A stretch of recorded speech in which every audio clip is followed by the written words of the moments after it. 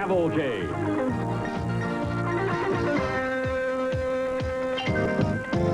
A panorama of speed, color, drama, and excitement. The American Sports Cavalcade. If I was those people up there, I'd be pretty careful, because even in heavily populated Southern California, those chaparral-covered foothills can contain some pretty tough critters. Rattlesnakes, coyotes, and believe it or not, even mountain lions. But I'm not sure even the big cats are as tough as the racers we'll be seeing today. World-class professional motocross riders, acknowledged the world over as the best-conditioned athletes of them all. Hello, everyone. I'm Steve Evans, and welcome to Carlsbad Raceway and the CMC Dodge Truck Golden State Nationals. All the factory teams and riders are here today. Brock Glover, Ricky Johnson, Ron Lechine, Johnny O'Mara, Jeff Ford. They're all here. The men who fly off these towering jumps at Carlsbad as if they had wings. But before we see the 250 pros, we have a special treat for you. Some riders that are just about as tough, just not quite fully grown.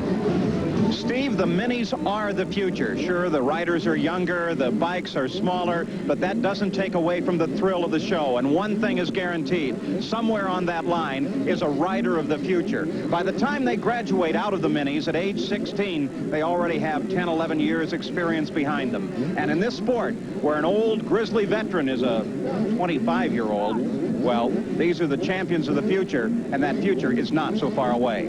Let's go back to the starting gate and Steve. Green seems to be the favorite way to start most motorsports events. A green flag in road racing and oval track, a green light in drag racing. But in motocross, you simply stomp on a steel lever to send them thundering into turn one. And guess who gets that honor today? I do. They're ready. 17 riders, average age 15 on the 80cc minis. They all funnel down now into the first turn and move out for an afternoon of exciting racing here at Carlsbad. And the rider with the best start in the lead, number 47J, Jeff Emick. He's 16 years of age. He's on a Kawasaki. Now, all of these riders will contest 2 motos today, Paul. Well, you know, that is really a challenge for these kids, too. This is a sport that will humble a 20-year-old in excellent condition. And when you think they're riding the same course, throwing their bikes through the air in exactly the same way as the professionals, it really requires a great deal of stamina. Now, the winner in each moto receives 1 point, second place 2 points, third place 3 points, so on down the line. The combined score, the lowest score, wins overall today. Steve, that's exactly the opposite, as we'll see a little bit later in the day with the 250 pros, where the winner of each moto will get 41 points, and the highest total at the end of the day becomes the overall champion. You can see, Paul, how nice and moist the Carlsbad course is so far. That is going to change. It's a warm California day, and believe it or not, these little machines can move as much dirt today as a D8 Caterpillar. Carlsbad is a tremendous challenge, a natural terrain course. It changes drastically throughout the day. The change in temperatures, different sunlight conditions, different shadows. It has always been a challenge and will continue to be this afternoon. And also, throughout the day, they will continue to build berms in the corner. Those berms will get higher and higher, requiring a different riding strategy and skill. Rider on the green bike, 47J, Jeff Emick is the leader. 76B, and Tunes is second, but Jimmy Gaddis has begun to close now, and the leaders are all running right together with a good fight, now developing for second place. And Jimmy Gaddis, the 6L bike in third. He's a full factory-sponsored Suzuki rider. This is Devil's Drop, and over it comes first Jeff Emick, followed by Antunes, Gaddis, Lawrence, and Neal. The 16-year-old Jeff Emick now begins to pull out in front just a bit. He's a veteran at 16 in this field of younger riders, but look at this battle that begins to build for second place as Antunes and Gaddis really hammering at one another. Gaddis on the outside, the 6L rider. He takes second place away from Antunes. Gaddis now closing on the leader. Oh, and Gaddis gets high, has some problems. Antunes back into the second position. Look at this 14-year-old Jimmy Gaddis from Phoenix, Arizona, as he continues to challenge. He's now riding in third place. He tried the inside line on one corner, moved to the outside on the next. He's just keeping the pressure up. Second place rider Buddy Antunes from Ontario, California. He, like so many other of the youngsters we're seeing today, are looking forward to graduating to the bigger bikes. They're allowed to ride minis until 6 months after their 16th birthday. The bigger kids will go to 250cc machines. The smaller riders, not yet fully grown, will probably go into the 125. And then they start at the bottom again. They start as a junior, have to earn points, transfer to an intermediate, and finally, hopefully for them, become a professional. But they're so good after the years of mini experience that sometimes they'll complete that process in a month. The rider in green leathers, number 47, Jeff Emig, is the leader. This fight for second place continues, and Tunez is in second at the moment. But look at little Jimmy Gaddis as he moves up and begins to challenge again. What a wonderful battle. You younger riders or aspiring mini riders at home, take a look at these kids, and you'll notice, Paul, they keep their feet on the pegs as much as they possibly can. They'll only use that boot occasionally as an outbreaker. The best way to injure an ankle or a leg is to keep those boots off the pegs and trying to balance yourself. Up toward Devil's Drop. Here they come over the top again. The battle for second place. Gaddis closes on the outside. Gets around him. We've got a problem here. A crash as Antunes goes down. And he went down hard. Paul, that appeared to be just a simple case of two riders getting together, fighting over that second spot. They got together hard, but this man was the big loser. Well, here's an opportunity to look at it again. That is Gaddis on the left-hand side. And Tunes makes the turn in as Gaddis exits a little wide. It looks to me, Steve, like just a good fight for second, and Antunes happens to be the loser here. And the following riders did a good job of missing Buddy Antunes. That was a little close. He is up. He's back on his bike, getting it fired. He'll rejoin the race. But right now, it is Jimmy Gaddis who can breathe a little easier. He's not getting much pressure for that second spot. No pressure on this man either. The leader, Jeff Emig, a California rider on his Kawasaki. He is out in front and riding it all alone. That is Gaddis that now begins to close. Gaddis seems to be getting around the corners a little bit better, and Emig seems to have more straightaway.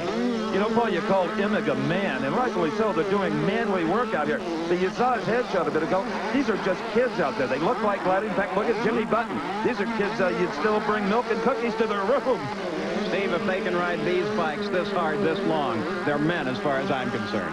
And I couldn't agree more. In fact, here's three men battling for fourth. 19, Phil Lawrence, 315, Chad Pedersen, and 57C, Chris Neal. A good race right there for fourth position. So Jimmy Button moved up and picked up third place when Antunes went down. Gaddis is second. Jeff Emig rides in the lead. This is the fight on the circuit now. It is a battle for fourth place. Interesting to watch the suspension work on these motorcycles, Paul. It's just incredible the shock will absorb. But also the rider furnishes his own suspension of sorts, and that's with the knees.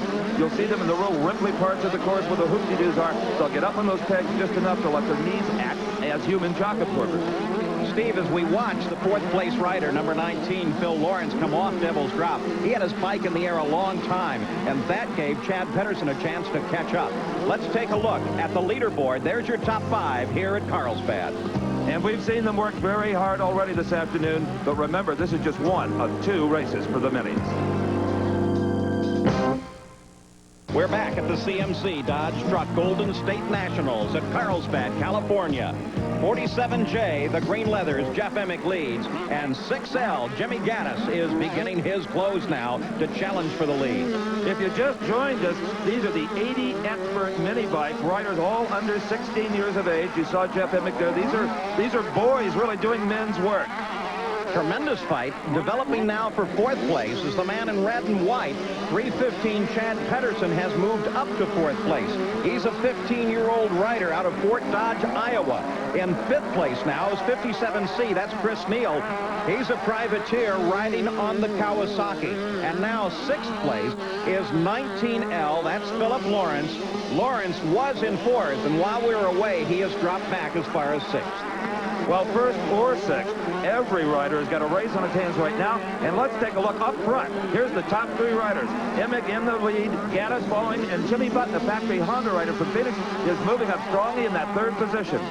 Boy, these kids are putting on one tremendous show as we watch first, second, and third maneuver their way around this circuit. Back in second place is 6L. That's the yellow bike. It is Jimmy Gaddis. He's 14 years old on the factory Suzuki. Last year, he was the first overall in the Trans-Cal. And he's putting on a show trying to chase down and pass Emig as he closes right behind him. These are tremendous bikes, these minis. And earlier, Steve Evans had a chance to look at one and get a ride. If you think of a mini bike as some kind of a homemade frame with a lawnmower engine in it, better think again. They're really an unsanforized version of the big bikes. Let's take a look at this new Suzuki RM80H. Now up front, there's a leading axle with a hydraulically operated disc brake. Now in those forks, there's over 10 inches of wheel travel, and that's as much as the big bikes had just a few years ago. The radiator you see, well, that's for the liquid-cooled 80cc power plant fitted with a 6-speed transmission. The rear suspension is strictly a monoshock, just like the big bikes, with a full floating rear axle. Now, all this tips the scales at just 137 pounds. But this kind of technology, well, it doesn't come cheap. Figure about $10 a pound or $1,300 out the door. Now, will a little bike like this carry a big guy like me? Well, there's only one way to find out. Whoa. Whoa. Let me tell you, Evans is a lot older than these riders, and he's already over his head. Let's go back to the action now as Jeff Emig continues to try to hold off 6L Jimmy Gaddis, and little Jimmy Button on 50J rides in third place as Emig has managed to reestablish a bit of a lead. So Emig riding out in first. He is on a support Kawasaki. The next two riders, Gaddis and Button, are both on factory machines. Gaddis on the factory Suzuki and Button on the factory Honda.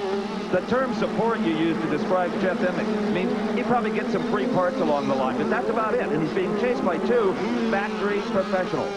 Emig, Gaddis, and Button, first, second, and third, as they challenge one another and accept the challenge of Carlsbad. The starting turn here at Carlsbad is only used once in each moto, but it can be the most physical turn on the racetrack because you can have as many as 36 riders on that gate, accelerate to 60 miles an hour down that 200-yard straight, and then all try to funnel into a turn that's only half as wide as the gate. It's a 180-degree downhill hairpin. Now, if you get a good start, the ideal line is right through the center of this course, not on the inside where you lose momentum. If you're a good rider, but you happen to have troubles at the gate, the best way to recover, use all your power, get to the outside and try to flat track it through the starting turn, passing as many riders as possible. To a man, they'll tell you, this turn is like trying to roller skate in a buffalo herd. Well, Steve, that herd roars through three very, very tight turns, sorts itself out, and heads for one of the most important sections on the circuit. So important that it often controls the victory. It's called the ledge. It's an uphill climb. The riders have a nice wide approach. They can set the bike well, and then they launch 5 feet into the air. As they're in the air, they turn the bike, settling down here and facing yet another jump and then a downhill. But this is still not the most awesome jump on the circuit. No, Paul, it's not. But that treacherous mound may very well be. That is located about a third of the way down the area of the Carlsbad course they call the freeway. It's downhill, the equivalent of a drop off a 10-story building. And anyone who's ever ridden a motorcycle, even recreationally, can tell you it's harder to go fast downhill than it is up. You've got a tremendous assist from gravity, and also the weight transfer is all wrong. Suddenly it's all on the front tire with the rear wheel trying to kick loose. So it's off that ledge, another couple of doubles, another good-sized drop, and into a hard left-hand turn that's going to require a lot of front brake. The brakes are a key factor in the final section of the circuit as well. It's a gentle climb through a right-hand bend. They're coming up to full throttle now through some small jumps, but then they come for this ledge section that is called the Devil's Drop. Off of here is a 20-foot vertical fall, and as the riders approach the top, they'll tap the brakes. The idea is to set the bike heading downhill because every second they spend in the air slows them down, and sometimes they'll fly as far as 50 or 60 feet. Back on the ground, back on the power, around a bend, and onto the finish line. And, Paul, it's over Devil's Drop. Our leaders come on the very last lap of race number 1 of the 80cc minis. You saw the white flag out there to indicate to all of them this is the last circuit of Carlsbad in this particular moto. And still, the top 3 remain the same. Emig on the Kawasaki, Gaddis on a Suzuki, and Jimmy Button, the factory Honda rider, in the 3rd spot. And for these minis, there are 2 motos. This is the first of 2. Lowest point total at the conclusion of both events is the overall winner. And Emig seems to be running away while Jimmy Button now closes down on his Honda to challenge Gaddis. He closed for a second. Now Gaddis pulls away as they leap through this circuit. That's Gaddis on 6L. Jimmy Button on 50 right behind. He closes up again, and they both close down on the leader. And it's Button, Paul, on that red Honda that seems to be working harder than anybody else. He's really got the desire. You can just see it in his style. Look at him. Button dances and comes up behind Gaddis now, closing completely. Comes down to the inside, but Gaddis gets off the corner faster and pulls away. The 2 factory riders in a tremendous battle behind the support rider, Emig. But coming down the freeway section of the course, they tend to string out a bit. Let's see if they close up when they get down into some of the tighter areas. So the battle is for first place as first, second, and third are going right to the finish line altogether. Emig has first at the moment. Gaddis is second, and Jimmy Button continues his challenge in third. And one thing none of these boys want to do, Paul, is to make a mistake and fall back any positions. They may right now say, well, maybe I'll stay here. I'll take my points and do better the second time around. Get a better start. Here they come, the climb toward the Devil's Drop. Up the hill now, over the top of the drop, the finish line just a few yards away now. As they come across, Emig wins it with Gaddis closing right at the line. Jimmy Button comes across in third place. So now, remembering the method of scoring as a result of his first place, Emig gets 1 point, Gaddis 2, Button 3. At the conclusion of 2 motos, the boy, with the lowest point total will be the overall winner. So 16-year-old Jeff Emig of California wins. 14-year-old Jimmy Gaddis of Phoenix is second. And Jimmy Button, a 13-year-old, comes home in third. Well, Jeff, you can't hardly do it any better than that. Virtually a wire-to-wire victory. Yeah, it sure was. You got an excellent start. Yeah, that helps. You were getting pressure. Had you made the slightest bobble, there was a Yamaha Honda right behind you ready to take that spot from you. Yeah, I kind of heard him back there. But I wasn't too worried, really. Okay. Any place that's particularly tough on the course today for a Mini? Well, You have to be real careful. not really. Well, except for the downhill. It has a triple in it, and it's kind of hairy. How long have you been doing this? About 9 years. Okay, he'll be graduating to big bike soon, and we'll see him in moto number 2. I called this man's bike a Yamaha, and it's a Suzuki. I'm sorry, Jimmy, but a great ride. Thanks. You had a chance all the way. Yeah, just the first moto. The second moto is the one that really counts. But this one, Jeff rode good, and I just stayed in second. Were you happy with your start? No, I thought I could do a little bit better, but split out a little bit in the first turn. Okay, see you next go-around. All right, thanks. Okay, let's go to Paul with Buddy Antunes, who had that hard get-off. Paul? Buddy, you had a problem there. You tangled with your own teammate. Yeah, we was just... Oh, I tried taking the inside, and he went around me like that, and he got underneath my arm, and it just washed my front end out, and I just went over, and I knocked my head, and... You really went down hard. Were you hurt? Well, I just hit my head, and I just figured I'd lay there because I didn't no sense of getting up when my head hurt. I don't know, I'll get him in the next moto. He said something when you rolled up here. Was he apologizing? Yeah, you know, it wasn't his fault or nothing. We were just both going for it. It's just one of those things. It's racing. That's what it's all about. Yep. Good luck to you. Thank you. Thanks a lot. And, Paul, I think we'll see Buddy Antunes do a lot better than 17th in the second moto today. Well, back at the starting gate, the pros are getting ready. Doing some gardening is Russell Wageman, number 1, Canoga Park, California. The riders use their boots, the crews use shovels, trying to prepare a launch pad, as it were, to get the most traction. We've talked about it before. There is Jeff Ward, one of the all-time great champions for Kawasaki from Mission Viejo, California. The start can be critical in motocross racing. The best riders in the world are coming up next, the 250 pros here at famous Carlsbad Raceway. Stay with us. A few miles from the raceway at Carlsbad is Carlsbad State Beach, where the Pacific rolls in with some of the finest surfing waters in Southern California. Beautiful, picturesque waters, and some fine athletes as well. We're at the CMC Dodge Truck Golden State Nationals. I'm Paul Page with Steve Evans, and we're ready for the finest in the world as the 250s are prepared to roll out. And, Paul, there's 36 riders suited up like modern-day gladiators. These are the best of the factory pros. Suzuki is counting on this man, Johnny O'Mara, number 4L, Gardnerville, Nevada. He is probably the most acrobatic of them all with a motorcycle. They call him the O Show. 7H, George Holland. He is the factory Suzuki rider at 21 years old. Last year, he was the winner here on the 125s. And a real up-and-comer on the Kawasaki team on the green machine, number 78, Ron Lachine, one of many riders from right here in the local area, El Cajon, California.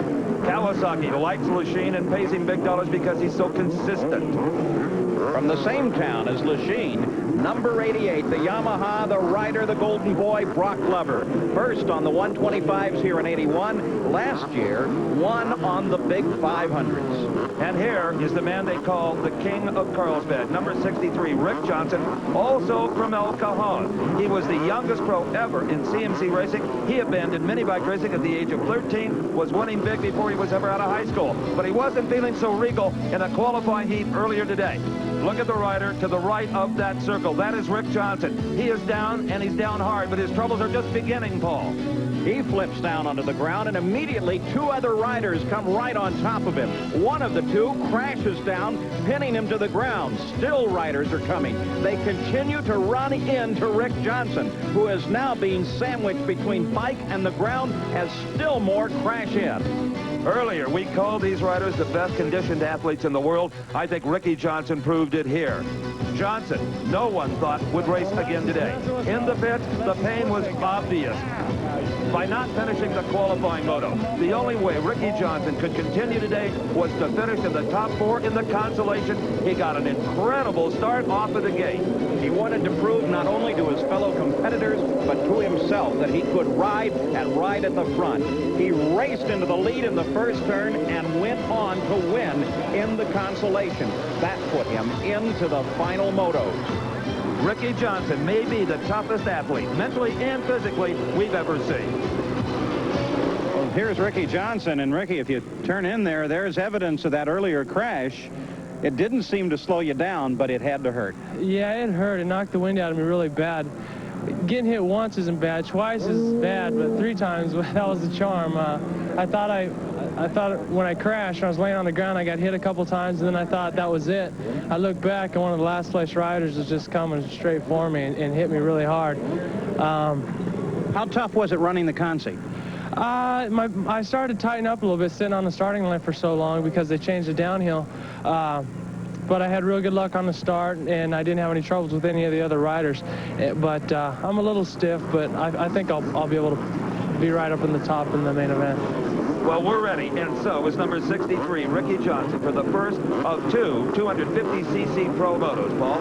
Ron Lachine, number 78, on his Kawasaki, begins to blip the throttle, looks down course toward that first left-hander as he's ready to go, and we're ready for the start. The gate drops, and we're off and running. And this is that starting turn I talked about earlier. Things can get very physical in here. Everybody's so far right side up, and it is number 24, Tommy Watts, taking the lead out of turn number 2. Ty Davis on number 11 drops into second as 36 riders vie for a hole in the first turn that's only wide enough for about 3 bikes. They continue that fight as they work their way around Carlsbad, up over the hoop-de-doos, flying through the air. These are the finest riders in the world. These are the 250 pros.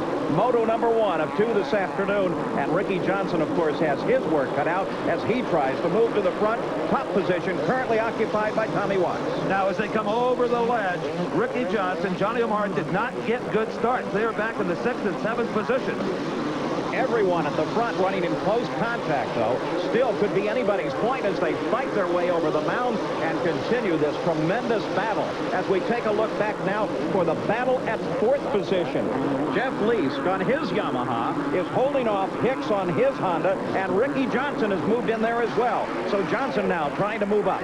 Johnson has moved up from 6th to 4th position and is on a charge right now. You know, a few moments ago, we were looking at the 80 experts, and they were terrific. But look at the advantage of increased power and a few more years of skill. The guys on the 250s are the best there are, and they're really proving it here. You know, it's a lot like skiing, Paul. If a youngster doesn't get started at 9 or 10 years of age, chances are he's never going to be a downhill champion. Now keep your eyes on Ricky Johnson as he begins to close, drops to the inside, and Ricky Johnson takes 3rd place. Ricky Johnson, number 63, just blows right by the Yamaha of Jeff Leask, number 34, into that 3rd position, and now is right on the plastic fender of the Suzuki, written by Eric Keogh, number 85. You know, it's absolutely unbelievable. Here a man, Ricky Johnson, on 63, who really ought to be in an emergency room at a hospital. Somebody ought to be looking at those injuries. Instead, he is right now riding in 3rd place, and he's moving for the front. Well, that's why guys like Ricky Johnson, Brock Glover, Jeff Ward get the big bucks. And believe me, they make 6-figure incomes riding these machines. Battle for 4th place now. 11, Ty Davis holding off Jeff Leask, but Leask is right there. Look at him close in behind. Davis tries to hold him. Leask comes to the inside, and Leask battles away, gets around on the outside. Leask moves into 4th. And Jeff Leespaul is from Australia, and he's the only foreign rider to have ever won a major CMC outdoor event. Jeff Lees, the Aussie, is flying into 4th position. Here again is the race for the lead. Tommy Watts on the Kawasaki number 24. Eric Keogh coming right up on him. Keogh number 85 on the Suzuki. Keogh is around. We have a new leader, Eric Keogh number 85. So Keogh picks up the lead, but Watts, look at Keogh, almost drops the bike twice. Watts comes by on the inside and takes the lead back. Ricky Johnson is right behind. Tremendous fight. First, second, and third. Picked up, moved, dropped, and back again as Watts back to the lead. And Ricky Johnson now squeezes it between them. The red Honda, number 63. That is Johnson, the king of Carlsbad, showing him why he has that title today. I find it incredible that Ricky Johnson on number 63 is even riding, let alone challenging at this moment Tommy Watts for the lead as we're in the first few laps of Moto number 1 of the 250s here at Carlsbad. Carlsbad, where there's a terrific fight for the 3rd place, and there, in red, number 34, the Aussie, Jeff Lees on the Yamaha, has passed Eric Keogh. Suzuki is now in 3rd place, but Eric coming back after him. I'm Steve Evans, along with Paul Bays. We're at the CMC Dodge Truck Golden State National, and what a race we've got so far. And Steve, just a bit ahead on the circuit, the battle for the lead is hot as well, as the Kawasaki rider Tommy Watts tries to hold off an injured Ricky Johnson. But Johnson doesn't show his injuries at all. He sits on that number 63 Honda, and look at him challenge, and Ricky Johnson has taken the lead. Indeed he has, Paul. He shifted his weight to the rear of the seat. You can see the front wheel came up as it got more traction because of that added weight back there, and he just shot into the lead. And Ricky Johnson casually gives a wave now to a fan at the side, indicating, I'm number 1, I'm out in front. Unbelievable that this man is even riding, considering the extreme nature of his injuries from that accident earlier on. There he is, young Ricky Johnson, a tremendous rider. They call him the king of Carlsbad, and he's proving why right now. Oh, indeed. And I'll tell you, he may go back to his truck and find a chiropractor, slip the card under his windshield wiper, because he's going to need one in the morning. I don't think so. I think he's proven he doesn't need any kind of medication at all right now. He's getting his fix from running here in the front, the first moto, the 250s at Carlsbad. And Paul, even though he's got the lead now, he's not slowing down a bit. He's testing this course. I said earlier the course changes. Eric Keogh's finding that out right now. It's dry in areas where it was wet in qualifying. You've got to adapt to the racetrack. Carlsbad can be a real killer from that standpoint. It is ever changing. And the circuit here is so long that they really have to study it. There's a great deal of circuitry here, a lot of places that you can make changes. Every time they come around, they study. Let's take a look here. This is the battle for 2nd place now, as Lees tries to close down and take 2nd place away. Lees is in the red leathers there. In front of him is a man who led a number of laps, Tommy Watts, number 24.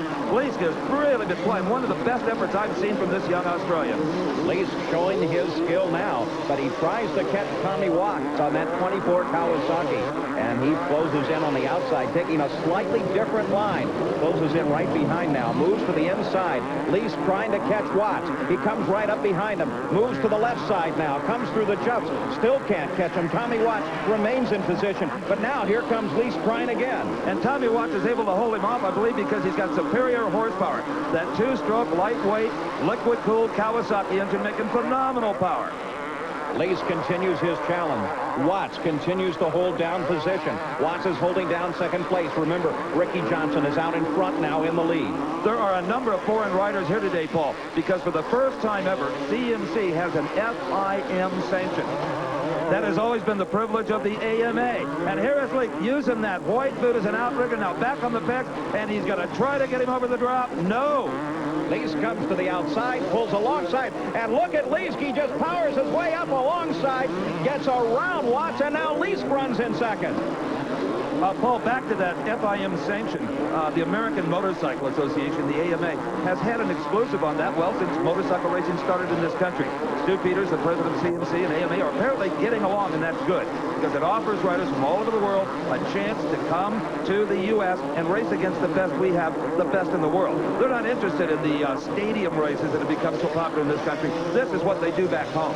The important thing there, too, is that's to the benefit of the fans as well. We're seeing some great racing. Here's the battle for 8th place. 20L is Scott Burnworth, but that's Jeff Ward on 44, the defending champion. Got a terrible start. trying to now move his way through the field. But the thing that Ward knows here, Paul, is to finish as high as possible, because in the second moto, who knows? Ricky Johnson, Johnny O'Mara, they could get bad starts and the points even out. Look at Jeff Ward. He drops to the inside, tries to catch Burnworth there. Now he's back in pursuit, tries to pull alongside, and Jeff Ward takes 8th place as he moves his way toward the front, the defending champion. When Ward, who dominated this race last year, first moved out of mini-cycle competition some years back, they called him the Flying Freckle. He's not a very big guy, but you'd never know it when he gets on that machine, would you, Paul? He can handle it. Remember, Ricky Johnson is still riding in the lead here. He is riding injured, but riding very well. In the meantime, here is the battle for 5th place. 78, Lachine trying to hold off 11, Ty Davis, and 4L, Johnny O'Mara. Jeff Ward on 44 has moved up into that fight, too. And guys like Jeff Ward, he might be the hardest trainer of all of them. They run, they ride bicycles, they swim, they lift weights 7 days a week to try to tame a course like Carlsbad. The tremendous physical shape that these riders attain, I think, is testified by our leader, Ricky Johnson. We take a look now. The battle for 7th place. Two guys who know each other very, very well. They've raced forever, it seems, against one another. 4L, Johnny O'Mara, and 44, Jeff Ward. They fight for 7th. That's right, and no matter what position we may be looking at, if there's two different makes of motorcycles involved, it's important. Now that fight for 7th place has moved forward as they catch number 11, Ty Davis, and the fight really is for 6th. Davis there on the Honda as he holds off Johnny O'Mara, number 4, who currently runs in 7th, and Jeff Ward is charging down behind. Paul, every time I see Johnny O'Mara, I want to say he's on a Honda because he was the backbone of that team for so long, but now Suzuki's got him, and glad of it. This battle now rolling toward the freeway. Here they come down the hill. Jeff Ward charges down. Look at Ward as he comes around Davis and O'Mara, and he now has 6th place. A tremendous run down the freeway for 44, Jeff Ward. Well, look out in the second moto later on today, because if that man can get a better start, Ricky Johnson may have some serious competition out front. But right now, it's Ricky Johnson dominating on the number 63 Honda, followed by the Yamaha, ridden by Australian Jeff Leaks. Tommy Watts, number 24 in the 3rd spot, Keogh and Lachine. 1798, Mission San Luis Rey, a few miles from Carlsbad, was established by Franciscan friars to bring the message of Christianity to the Indians of the frontier. In 1834, politicians moved in and took over the mission and its properties. It was reestablished to the church in 1865 by President Abraham Lincoln, and today continues as a small Catholic church. And back at Carlsbad Raceway, here's a rider that might be saying a little prayer himself. Number 24, Tommy Watts, led some of the early laps, but now apparently is having some problems with his Kawasaki. He had a brilliant start, but you have to have everything together to win here at Carlsbad. Ricky Johnson still riding in the lead. He is alone, but there's this fight for 2nd place. Number 34, Jeff Leask is being chased by 85, Eric Kehoe. A tremendous fight now developing here at 2nd place as they try to chase down Ricky Johnson, the leader. Leask is on the Yamaha, the fellows we said before, from down under. And look at Keogh Suzuki, because Keogh is going to try to challenge him on the inside, and is going to, yes, he gets by for 2nd spot. Running neck and neck, Kehoe now has 2nd place behind Ricky Johnson, but Leask is still there and still trying to get the position back. I'm Steve Evans along with Paul Page, and we're having a ball bringing you the CMC Dodge Truck Golden State Nationals from Carlsbad Raceway. Eric Keogh in that 2nd position. Behind him comes 34 on the Yamaha. That is Jeff Leaks. And Paul, one thing you can notice, this course is getting rougher and rougher, which means it's tougher. As the day goes on, it is indeed drying out, making it hard to get adhesion, hard to keep it tacked down onto that course. And look at Ron Lachine on the 78 Kawasaki. He pulls down and begins to challenge Leask on 34. And you have to wonder, Paul, maybe at this point in the moto, a fatigue factor is starting to set in. You're gripping that handlebar so tight that your arms get very sore. You're up on the pegs, and suddenly the calf muscles start to tighten up. You can get cramps. In the case of Ricky Johnson, our leader, about anything could happen to him. The moment, this is the fight. It is a fight for 3rd place as Leask tries to hold off Ron Lachine. Lachine drops back just a bit, is able to close in on the approach to the corners. It seems that his bike is handling just a little bit better. As he closes down, comes to the inside. They bump. They bump and hit, and Ron Lechien moves on in third place. Well, Jeff Leach gave him an open. Jeff got a little bit too high. Lechien seized on that, immediately dove underneath him, and executed a beautiful pass. Ron Lechien, with years of experience, knows the openings to look for, but more importantly, he knows when there's an opening there, you have no choice, you go for it. There he is, currently riding in third place, number 78, Ron Lechien. Lechien is such a stylish rider, Paul, using his body and motorcycle as one. They're a unit. Out in front is Ricky Johnson. Ricky continuing to hold that position after a charge up through the pack as we watch Ron Lechien work his way around the circuit, riding in third and now moving for second. And in that second spot on his Suzuki is number 85, Eric Keogh. So leading is a Honda with Johnson, second spot is Suzuki with Keogh, and in the third place is Lechien on a Kawasaki. Boy, there is some kind of factory battle going on here today, Paul, and that's where the factories are involved. People buy motorcycles and win.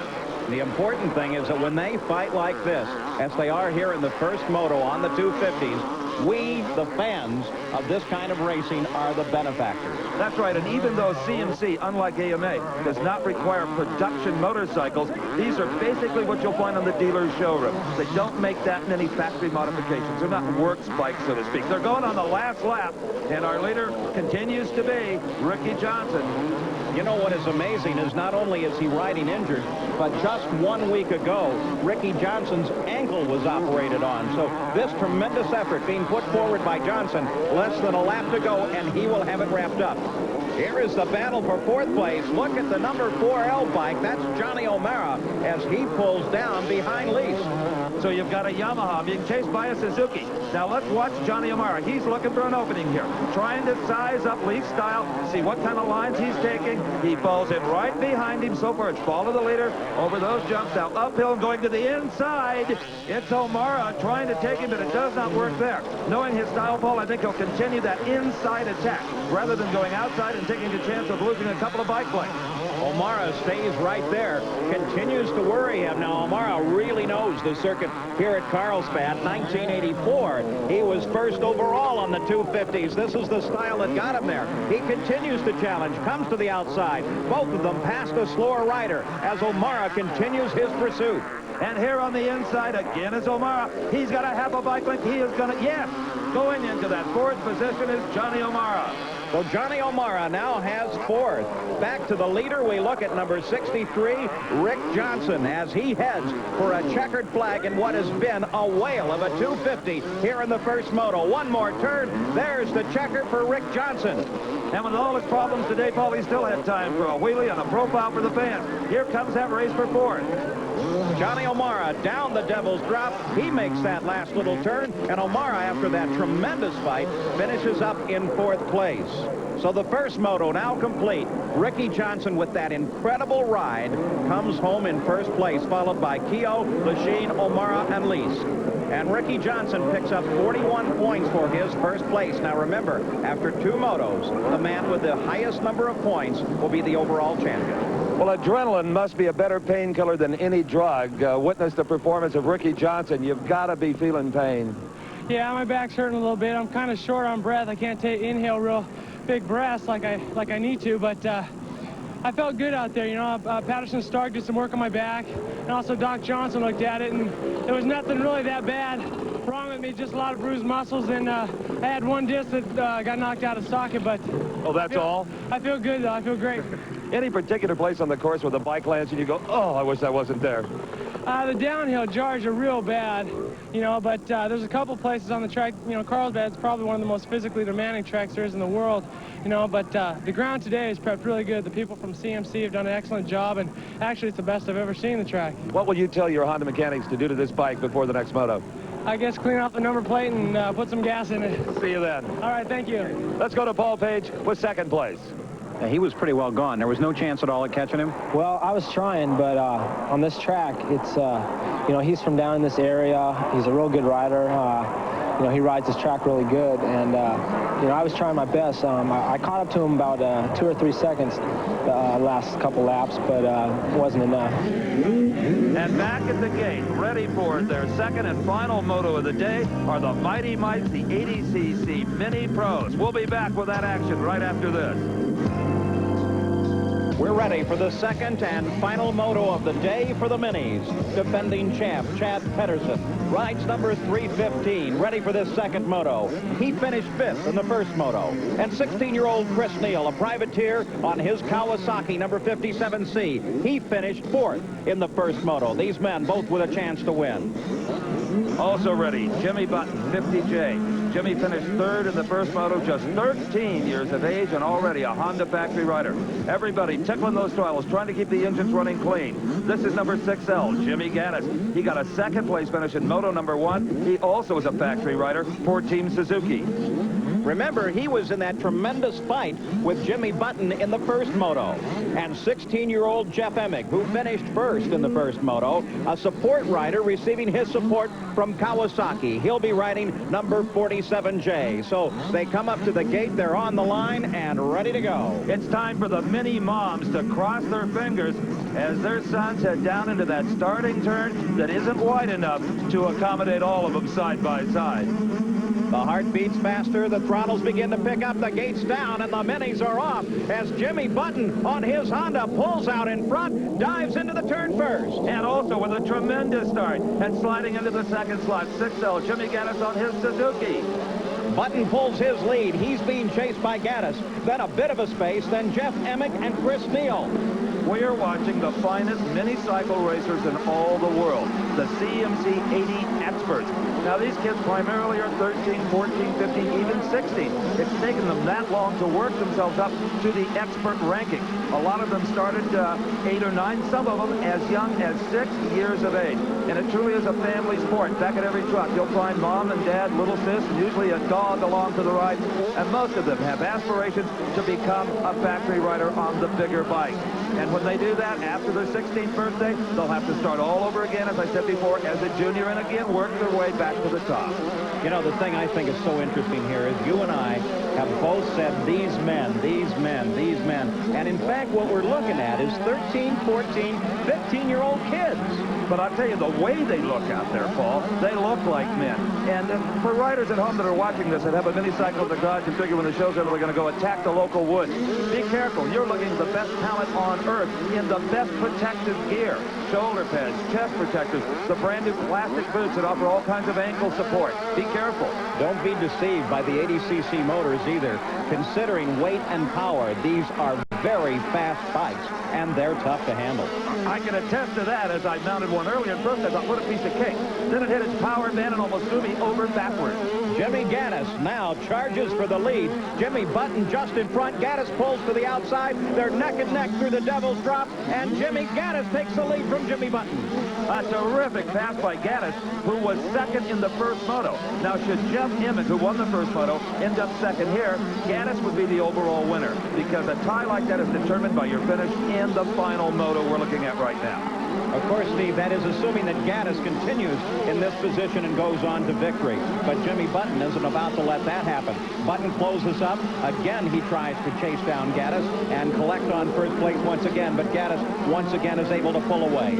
And coming up over the ledge, a favorite place for the still photographers, that is Jeff Emig in fourth, trying to take third place away from Buddy Antunez, number 76B. And Buddy's got to be feeling a lot better about this moto, Paul, than he did the first one.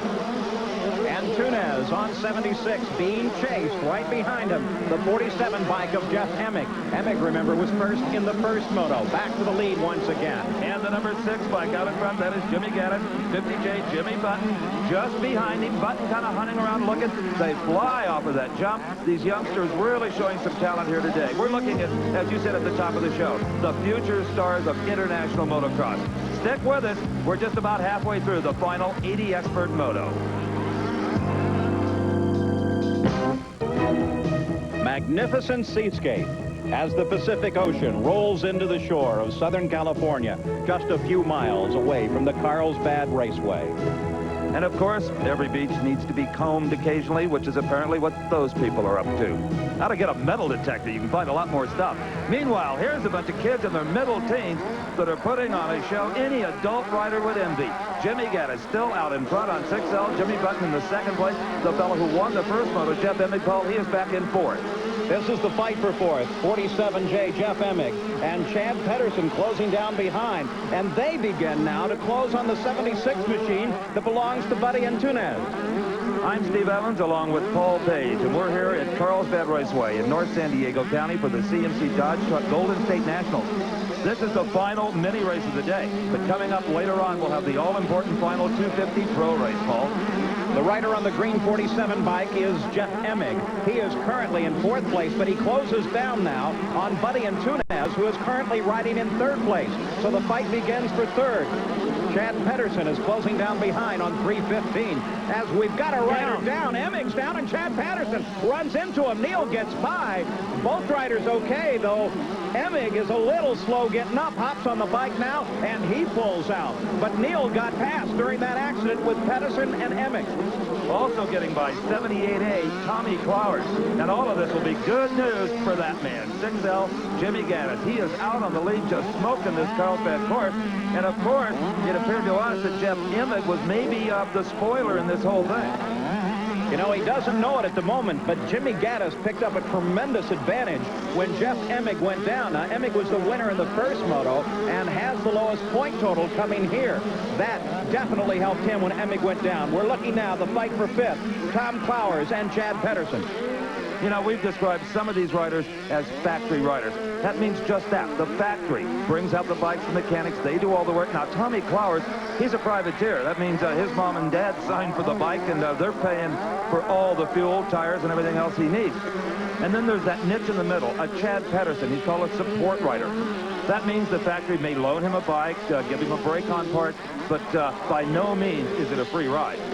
We go back to the front of the field. There is Jimmy Button. He rides in second place. Just ahead and taking the white flag with one more lap to go is Jimmy Gaddis. This could be the best single lap of racing all day long, Paul, in the mini rank. You've got two factory riders. A Suzuki out in front, a Honda with Jimmy Button in second position, and Button is pressing as hard as he can, using every muscle in his body. Going inside there, he picked up 2 bike lengths. And Jimmy Gaddis, 14 years old, out in front, accelerates a bit away. Now look, as Button closes once again. Here comes Gaddis, there comes Button, and they are riding for all they're worth. If you think 14 is pretty young to be leading a race, the guy behind him is only 13, Jimmy Button. Now Button sliding back on that seat anywhere he thinks there's traction, such as going uphill to the start of the freeway. Now we'll see which of these professional mini riders has the downhill skills, and it looks to be Button. Button is picking up bike lengths on Gaddis, but he's running out of real estate, Paul. The last lap, only a few turns left. Look at this race. Down the freeway, Gaddis continues to hold his lead. Button comes to the inside now, closes up again. Gaddis forced to the outside. Button takes the lead. Now Gaddis comes back to his left, but Gaddis cannot catch Button. Here he tries it again. Again he goes too wide. Button on the downhill run. Jimmy Button pulls out a bit of a lead on the Honda. Gaddis closes once again. We're still on the final lap. Jimmy Button is being chased by Gaddis. Gaddis had the lead through most of this race. Now here comes Jimmy Button as they head up toward Devil's Drop. And Paul, doing the math, as far as points are concerned, this is the race for the overall win. Be it Button or Gaddis, whoever takes the checkered flag will be the winner here today. The 80 effort, it is Jimmy Button. Button on a Honda.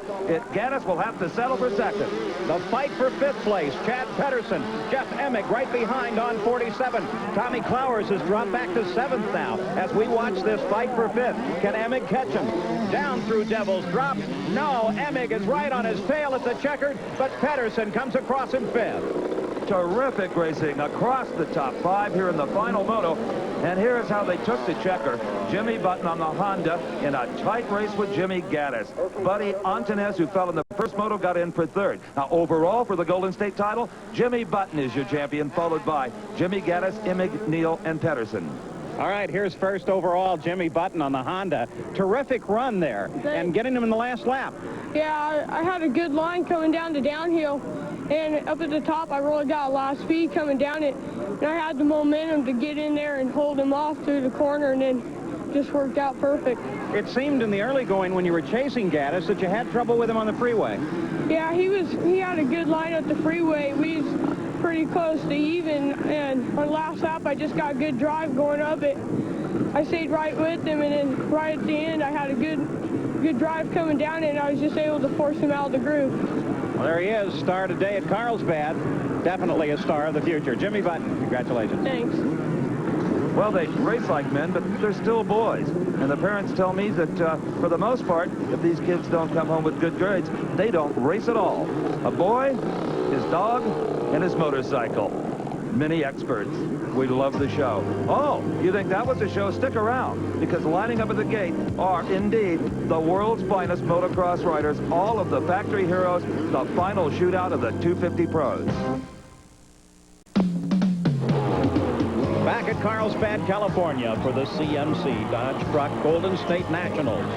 Jeff Lees from Australia, now living in Upland, California. He finished 5th in the first moto. On number 34, he is ready to roll out for the second and final moto of the day for the 250 Pro. And there's Johnny O'Mara. He finished 4th in his first moto. In 1984, he was the champion here at Carlsbad. The color green tells me that that is a Kawasaki factory pro. Indeed it is. Number 78, Ron Lachine. He's from El Cajon, California. He finished 3rd in the first moto. Has got a good shot to win it overall.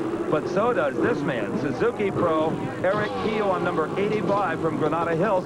He finished 2nd in the first moto. Everybody at that gate trying to calm down, keep those engines clean so a spark plug doesn't foul. And remember now, that gate drops back at them. If you try to anticipate it, it'll bite you until you're right over the handlebars. And then there is this man who is fast becoming legend. Badly injured, had ankle surgery a week ago, injured in an accident earlier. Ricky Johnson, who finished 1st in the first moto. They're lined up, they're ready to run, and this is it for the championship here at Carlsbad in the 250 Pros. Put yourself in one of those helmets. You know what's to come. That start, that left-hand turn, and if you don't get there first, they may use you for traction. The gate is down, the thundering herd headed into the turn, and it is the defending champion, Jeff Ward, number 44 in the Kawasaki, with a brilliant start. As they filter themselves out, it is still Jeff Ward. He has a lead by just a few feet. As look at him fight as the pros roar across the ground here at Carlsbad. Jeff Ward still out in front, continues to hold his lead. And what of Rick Johnson? Well, you may have trouble picking him out of the pack. He got a bad start. He's in the 8th position, but already challenging for 7th.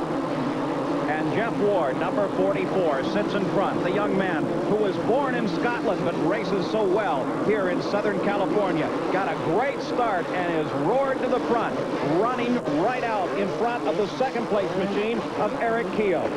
Anytime Jeff Ward gets a good start here at Carlsbad, gets out front, as he showed us last year, he dominated both motos. He's going to be awfully tough for Ricky Johnson, Brock Glover, any of these guys to catch, Paul. Jeff Ward continues his lead. Keogh 2nd. Leask is in 3rd. Billy Frank now runs in 4th. George Holland in 5th, and then Brock Glover and Rick Johnson sitting back in 8th place right now, as Rick Johnson tries to move toward the front as well. Remember, he moved from back in the field and up to the front in the first moto. There he is, Jeff Ward. He's the current leader, and he knows this track as good as any man, and right now is proving his skill and dexterity as he comes down the freeway. Jeff Ward leading. A lot of the San Diego area fans are asking about Brock Glover. Why isn't he running better? Well, we understand from that Yamaha team that they're trying some things. There's some rather radical changes to the motorcycle. And apparently, the bike and Brock just aren't getting along too well today. Jeff Ward leads over Devil's Drop. Here comes 2nd place Keogh. Leaks comes across in 3rd place. Billy Frank. Look at this. Ricky Johnson comes across in 5th place. So Johnson is moving his way forward. He was as far back as 8th, now running in 5th. That had to be a shock to Brock Glover and George Holland, because he jumped right between them. They never even saw him coming. Ricky Johnson is on the move. I said it was going to be tough to catch Jeff Ward. Well, it still will be. But if anybody on the racetrack can do it, it's not the rider in 2nd, 3rd, or 4th. It's got to be Ricky Johnson, who right now is trying to get that 4th spot. Ricky Johnson now closing down with Brock Glover right behind on Billy Frank, who is currently running in 4th place. So it's Jeff Ward out in front, and the battle is back at 4th place as Billy Frank now has to hold off the challenge of Rick Johnson and Brock Glover. Rick Johnson hard on the throttle, trying to catch that number 35 bike, and Billy Frank. Here comes Johnson. He's alongside, takes an inside line, and makes a clean pass. Gets a berm shot, and now they'll head uphill towards the freeway. So Ricky Johnson now has 4th place, and Billy Frank is being chased by Brock Glover. So the fight moves back to 5th as Glover tries to take Billy Frank. And Glover is the white 88 Yamaha. He is in the 6th position and does not appear right now to be gaining any ground whatsoever on Billy Frank. The ride to really watch here is this tremendous run that Ricky Johnson has made. Remember, he got a bad start. Started back in 8th, and now he is challenging Jeff Lease on 34 for 3rd place. Ricky Johnson on this tremendously sophisticated Honda, a Honda factory rider. These bikes with tremendous development, and the evolution of the motorcycle has all been seen here in the 20-year history of Carlsbad. In the early years of motocross, Britain ruled the world. First with their 4-stroke AJS and BSA machines, and later with the first of the competitive 2-cycle bikes, the Greaves. Now, this is about a 1964-65 Greaves, and take a look at the front end. It's kind of interesting. It's called a leading link, and when you got on the brakes, instead of the front end diving like it does on the machines we ride today, it would actually rise. And also, if you're ever privileged to ride one of these old girls, remember the Brits did it differently. The brake was on the left, the shifter was on the right. So be careful. Now, with the advent of the 2-cycle engine, some other countries and some other manufacturers got involved. There was the Husqvarna from Sweden, and from Czechoslovakia, there was the CZ. Look at this beautifully restored 1968 twin pipe model. It was actually ridden here by Joël Robert, the 4-time world champion from Belgium, right here at Carlsbad. But these bikes were still heavy. They had steel wheels and steel fenders and steel tanks. They could take a strong man and turn him into pulp after a 45-minute moto. By the early 70s, the technology was advancing. This is one of those bullet-fast Makos from West Germany. They won a couple of GPs right here at Carlsbad. Now, they had fiberglass fenders and they had aluminum tanks, and for that period of time, they had an outrageous 8 inches of travel. Now, the bikes that we're riding today, well, you're talking about 14 inches of travel in the front end. Suzuki was the first of the Japanese factories to get interested in motocross. They went to Europe and they studied it, only they raced a little differently. They built bikes and sold them to their customers like everybody else. They were the first to show up with factory teams, factory mechanics in the vans with hired riders. Now, these machines are a little bit taller than the old Greaves, and also they have twice the horsepower of that Greaves and weigh about 50 pounds less. All in all, they're just a lot more rider-friendly. The fight on the course is still that for 3rd place. Lease continues to try to keep Ricky Johnson back, but Johnson is trying everything. He battles at the back of that other bike. Left and right continues his charge with Jeff Ward out in front. Eric Keogh is in 2nd. The battle is for 3rd, and Billy Frank rides in 5th as we continue the coverage from Carlsbad. This is Paul Page with Steve Evans, and we're at the CMC Dodge Truck Golden State Nationals from Carlsbad, California. Riding his green Kawasaki number 44 is Jeff Ward. And look at the tremendous lead he has. A full turn on the 2nd place bike, ridden by Eric Keogh. Jeff Ward well out in front of the run here. A few moments ago, you saw Steve Evans with the evolution of the past 20 years of the motorcycle. One of the things that makes these bikes so efficient is the 2-stroke motor on board. And Steve had a chance to look at it and its success. The reason 2-cycle engines are so effective in motorcycles and snowmobiles, outboards, weed eaters, chainsaws, whatever, is because they're light. This is the barrel and head for a 250 Kawasaki motorcycle engine. The reason they're so light is their simplicity. Carburetor bolts right here. Exhaust pipe bolts right here. Now, removing the cylinder head, you'll notice there's no valves, no valve springs, valve train of any kind. All of these ports here are just strictly for the liquid cooling, and here is a combustion chamber and a hole for the spark plug. That's all there is to it. Now, the reason the 2-cycle makes so much power per cubic inch is because it fires on every other stroke, not just once in a cycle. As the spark plug fires and the piston starts its travel down the bore, all the exhaust gases are routed out through this single port. And at the same time, intake, fuel and oil is coming in through a variety of ports around the bore. Now, 2-stroke engines don't have an oil pump or any kind of an oiling system. That's why you've got to mix gasoline with oil. Otherwise, you're going to burn them up. The 2-strokes singing for these 2 riders, Jeff Lease and Rick Johnson. Now, the fight is for 3rd place. Lease is there at the moment. Johnson needs it. If Johnson can get to 3rd, then he would win 1st overall. So this is the battle for the overall championship, despite the fact that Jeff Ward is currently leading the moto. You might be able to hear the fans hooting and cheering in the background. Rick Johnson, Ricky Johnson, a hometown boy, and they really have loved the show he has put on today. Jeff Lease, well, he knows who's behind him. You can bet on that. He can tell by the fan reaction, if nothing else. Must be tremendous intimidation to know that Ricky Johnson is right there and knows this circuit is Carlsbad so very, very well. On the other hand, we can't forget that this man, Ricky Johnson, had ankle surgery 1 week ago. And in addition to that, in the qualifying heats earlier in the day, he was involved in a terrible accident. Literally run right over, run into the ground. Has shoulder injuries, arm injuries. Despite that, he won the first moto, and now he's on the charge to win overall. I'll tell you, these guys are as tough as any rodeo cowboy bull rider you'll find. They seemingly ignore pain, as if that they thought lesser of if they took a trip in an ambulance. You know, they'll crawl to their car and go themselves. I've seen it happen time after time. Now, Ricky Johnson can get into that third spot. Paul, do you think he might just try to stay there and win overall as opposed to trying to win both motos? I think if I was Ricky Johnson, that'd be exactly what I would do. No, if you were Ricky Johnson, you wouldn't have started at all. You've got that point. I have to tell you, Steve, when I went down to his trailer after the accident, I expected to receive the worst news in the world, that he was out, he wasn't going to run, we would lose a key competitor here. And he looked up and smiled. He said, I'm ready to go. Got a few bruises here. Apparently, he couldn't see his own back, and certainly he couldn't feel it. So Ricky Johnson chases for that third position. Lease currently has it on number 34.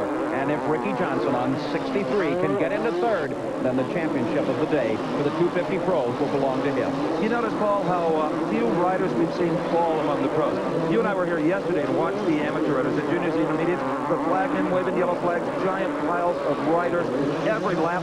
These guys just make it look so easy, what is so very difficult.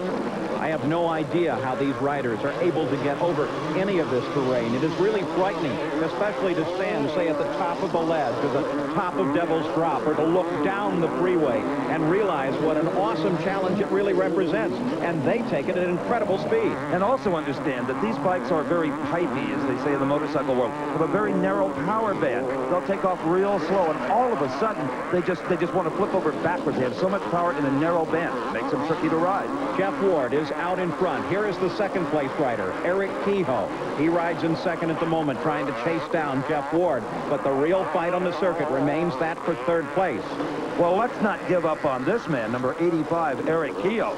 If he can get his Suzuki around the Kawasaki of Jeff Ward and keep Ricky Johnson back there third or fourth, mathematically, he could win it overall. Well, Kehoe picked up 38 points for his second place finish in the first moto, so he is very definitely in the fight. His job to catch Ward.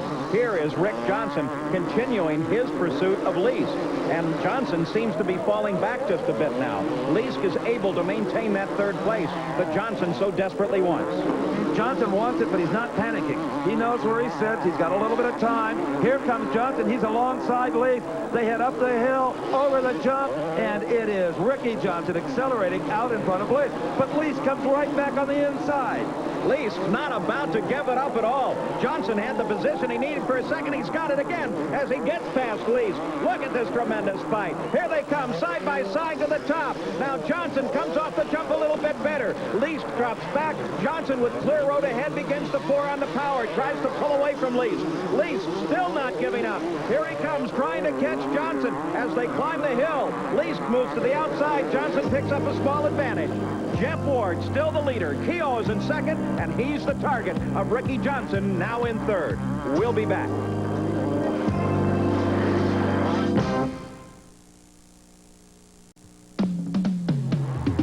We're back at Carlsbad for the closing laps of the CMC Dodge Truck Golden State Nationals, and that man, number 44, Jeff Ward, Mission Viejo, California, on a Kawasaki, is leading this final moto. But he's not the big story. I'm Steve Evans along with Paul Page, and as we've been telling you all afternoon, that title belongs to Ricky Johnson. Another charge from middle of the pack. He's up to third spot and now gunning for Eric Kehoe, running in second.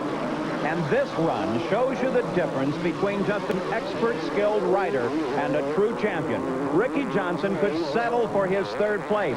If he simply stays there and takes it with a nice, safe ride, he finishes first overall. He doesn't need to challenge Kehoe, but it is not good enough for Johnson. He sees a bike in front of him. It's a position he could have, and he's going to go after it. Now he chases Kehoe. Kehoe in second. Johnson to the inside, and look at that. Ricky Johnson now has second place and sets his sights on the leader, Jeff Ward. And Eric Kehoe gave him some room. That was a good move over by Kehoe. He said, Ricky, you're quicker than I am. Have at it. Maybe you can catch him. Ricky Johnson in that second position. If he stays here, for sure he will win it overall, even if Jeff Ward takes the checkers. So Jeff Ward out in front. Ricky Johnson now rides in second place on 63. There's the leader as he comes toward the white flag. One single lap to go. Jeff Ward can win this moto. Ricky Johnson, though, would like to dispute that. But if Ricky Johnson can stay where he is, then he can win first overall. Let's check out the lead that Jeff Ward has. Here's Jeff making that right-hander, and he will exit your picture. Now, this is Vince Warren. He's on a Honda. He's down like the 24th place, a few laps back. And there, just popping up at the bottom of your screen, that is Ricky Johnson. Quite a task considering the distance left. And considering that this is the final lap, it doesn't seem that Johnson has any chance at all to go ahead and catch Jeff Ward. But Johnson is not about to give up as he continues to pour on the power and climbs the hill behind Jeff Ward. They are both now roaring for the checkered flag. Eric Keogh rides in third place. Here is Jeff Ward up, heading to the top now. The freeway will be just ahead of him, and Jeff Ward will then see a checkered flag. As you see, Rick Johnson is not in sight behind him, so it appears that Jeff Ward will go to the finish clean. And Ricky Johnson, the ball, has not slowed down one bit. And that's what it's all about to be a professional in any sport. A middle linebacker playing with a separated shoulder and no complaints. A guy stealing bases with a broken foot. These men are true professionals in one of the most grueling sports on earth. There is Jeff Ward. Not much distance between he and the checkered now. All he has to do is be just ever so careful, and Jeff Ward will win this moto. And staying in position, Ricky Johnson is on his way to the overall victory. So Jeff Ward makes his final few sets of turns now. It's the Devil's Drop that is just ahead, and just beyond that is a checkered flag. Here comes Jeff Ward. The checkered flag waves. He almost drops the bike, brings her on through, and Jeff Ward wins the second moto. Now here comes Ricky Johnson. He holds on to second place. There's the checkered flag. He finishes second and wins overall. Eric Keogh comes across the line in third place. Leask is fourth, and George Holland finishes in fifth. The moto to Jeff Ward, the overall championship to Ricky Johnson. There's the point totals, with Ricky Johnson with that second place finish comes home as the overall champion. Now let's join Ricky with Steve Evans. Seldom have I seen an athlete put in a braver day than Ricky Johnson has here today at Carlsbad, and it paid off. You won it overall, but it looked for a while like you might come up short. Yeah, I started riding a little erratic. This is, I had ankle surgery done about a week and a half ago. And I haven't been riding that much. I only got to ride 2 days before today, and I feel a little ragged. Me, getting run over the back. I just wasn't spot on, but I'm happy with my performance for as long as I've been riding, so it feels good. May not feel real good in the morning. What is it about you and Carlsbad that make the two of you so compatible? Well, I sort of grew up here. Not sort of, I did grow up here. I lived down in San Diego, and this was one of the local tracks. I'd usually race here every other week. And the track, the layout is the same, but all the jumps are different. But what you learn by riding a track a lot is how the ground works, where you can get traction, where you can slide. And you know about the train. I've been on it enough times, not only on my motorcycle, but also on my back, that I understand the terrain here really well. Thanks again for a thrilling day. I hope you guys enjoyed it. I hope everybody out there liked it too, because it makes me feel good to come back, after getting messed up in a qualifier. Ricky Johnson, indeed, still the king of Carlsbad. Let's go to Paul Page with the winner of that final moto. Whale of a charge by Johnson coming up behind you. Do you have any idea of that? Yeah, I knew he was there. He closed up just a little bit, but not that much. I was just pacing myself. I wasn't riding with anybody, so it's kind of hard to charge. And but he wasn't pulling on me that much. So for you, really a nice, easy run. Yeah, I was just out front, just riding conservative, and felt pretty good. Well, congratulations to Jeff Ward. Thank you. Well, Jeff Ward combines a 29th place finish in Moto number 1, a win in Moto 2, and that will place him 12th overall. Just goes to show you what one bad start can do to you in motocross. A final tip of the hat to the 80 expert overall winner, Jimmy Button, just 13. And of course to the 250 Pro main overall winner, Ricky Johnson. One of the most dramatic stories in a long time. For Paul Page, I'm Steve Evans. So long from Carlsbad. The executive producer for American Sports Cavalcade is Harvey M. Palish. Produced and directed by John B. Mullen. Promotional consideration provided for and a fee paid by the Style Auto World Championship Team, the nation's premier source of fast lane fashions. Style Auto, the champion's choice for the style of your life. The American Sports Cavalcade is a presentation of Diamond P Sports.